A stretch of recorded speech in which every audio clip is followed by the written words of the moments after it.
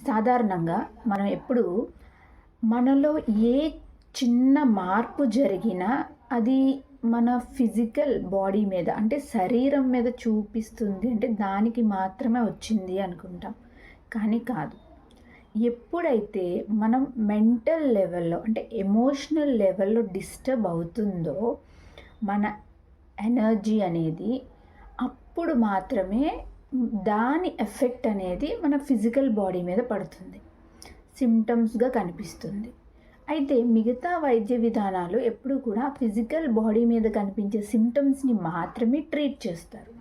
అందువల్లే మెడిసిన్ వాడినంత కాలం తగ్గుతుంది. తర్వాత మళ్ళీ రిపీట్ అవుతుంది.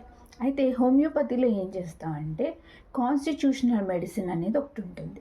అది సిమ్టమ్స్ అన్నిటినీ అంటే ఏ లక్షణాలు ఉన్నాయో వాటన్నిటిని సేకరించి ఆ పర్టిక్యులర్ పర్సన్‌కి ఎలాంటి మందు సరిపోతుందో, ఏ స్టేజ్‌లో ఆ కండిషన్ ఉందో చూసుకొని, ఆ పొటెన్సీ సెలెక్ట్ చేసుకొని, ఆ డోస్‌ని రిపీట్ చేయడం వల్ల అది ఎమోషనల్ లెవెల్‌లో డిస్టర్బ్ అయిన మన ఎనర్జీని కూడా రిస్టోర్ చేస్తుంది.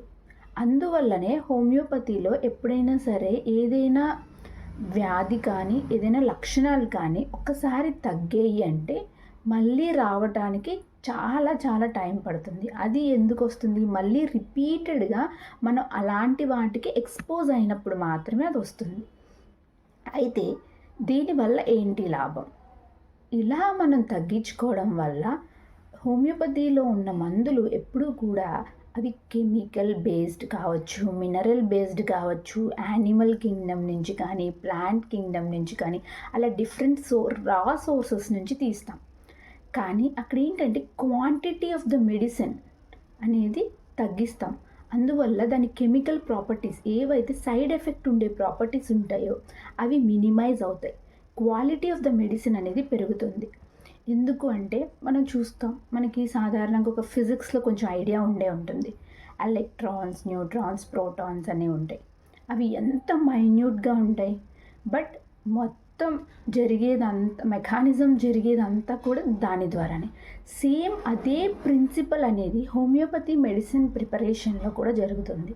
సో అందుకే పార్టికల్స్ అనేవి డిసోసియేట్ చేసి, పార్టికల్స్‌ని విడదీసి, దాని ప్రాపర్టీస్‌ని పెంచి మన హ్యూమన్ బాడీ అంటే సాధారణంగా మన శరీరంలో ప్రతీదీ కూడా రక్త కణాలు కావచ్చు, ఏదైనా సరే చాలా మైన్యూటెస్ట్ నేచర్‌కి చాలా దగ్గరగా చాలా మినిమం క్వాంటిటీతో చాలా హై క్వాలిటీ పర్ఫార్మెన్స్ అనేది చేస్తాయి. వాటిని మనం కరెక్ట్‌గా పెట్టాలి. ఏదైనా చేంజ్ రావడం వల్ల దాన్ని కరెక్ట్‌గా సెట్ చేయాలి అంటే మనం ఆ లెవెల్ ఆఫ్ మెడికేషన్‌లోకి వెళ్ళి ఇస్తేనే మన బాడీ అనేది కూడా రిసీవ్ చేసుకుంటుంది. దాని యాక్షన్‌ని కరెక్ట్ వేలో చూపిస్తుంది. అందువల్ల హోమియోపతి మెడిసిన్స్ అనేవి మనం ఎప్పుడు ఎమోషనల్ లెవెల్‌లో డిస్టర్బ్ అయిన కండిషన్‌ని పట్టుకొని హోమియోపతి మెడిసిన్ అనేది ప్రిస్క్రైబ్ చేసినట్లయితే ఆ పర్సన్‌కి కంప్లీట్‌గా క్యూర్ అనేది ఉంటుంది. మళ్ళీ రిపీట్ అవ్వడం కానీ, రికవర్ అవ్వడం కానీ జరగదు. అయితే ఇక్కడ మనం తెలుసుకోవాల్సింది ఏంటంటే హోమియోపతిలో కూడా 2 డిఫరెంట్ టైప్స్ ఆఫ్ మెడిసిన్స్ ఉంటాయి.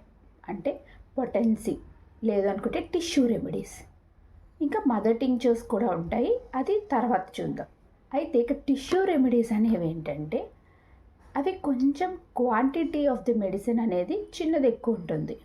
అది సాధారణంగా మనకి ఏదైనా ఒక ఫిజికల్ కంప్లైంట్ అనేది మేజర్‌గా ఉంది, ఎక్కువగా ఇబ్బంది పడుతున్నాం అన్నప్పుడు ఈ కాన్స్టిట్యూషనల్ రెమెడీతో పాటు మనం ఈ టిష్యూ రెమెడీస్‌ని కూడా ఇవ్వడం జరుగుతుంది. అయితే ఈ టిష్యూ రెమెడీస్ అనేవి ఆ ఫిజికల్ సఫరింగ్‌ని చాలా వరకు తొందరగా తగ్గిస్తుంది.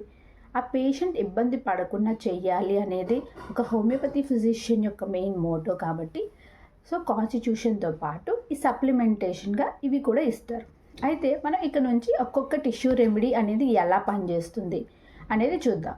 మొత్తం హోమియోపతిలో 12 టిష్యూ రెమెడీస్ ఉన్నాయి. ఇవన్నీ ఎలాంటి కండిషన్స్‌లో ఏవి వాడుకోవచ్చు, అసోసియేటెడ్ సిమ్టమ్ అంటే వేరే మిగతా ఇబ్బందులు ఎక్కువగా లేకున్నా పర్టికులర్గా ఏదైనా ఒక ఇబ్బంది మన ఫిజికల్ బాడీ మీద కనిపిస్తున్నట్లయితే ఈ టిష్యూ రెమెడీస్ వాడుకుంటే చాలా బాగా ఆ పర్టికులర్ మొమెంట్ ఆఫ్ టైం వరకు సఫరింగ్ తగ్గుతుంది. ఆ కంటిన్యూస్గా వాడుకోవడం వల్ల కూడా మనకు అంత ఇబ్బంది సైడ్ ఎఫెక్ట్స్ అవి ఏమీ ఉండవు. ఆ తర్వాత మనకి బాగుంది అనిపించిన తర్వాత మనం ఎవరైనా ఒక హోమియోపతి ఫిజిషియన్ని కలిసి కాన్స్టిట్యూషనల్ రెమెడీ అవసరం పడుతుందేమో చూసుకొని వాడుకున్నట్లయితే మనకు ఆ కంప్లైంట్ అనేది కంప్లీట్గా క్యూర్ అయిపోతుంది.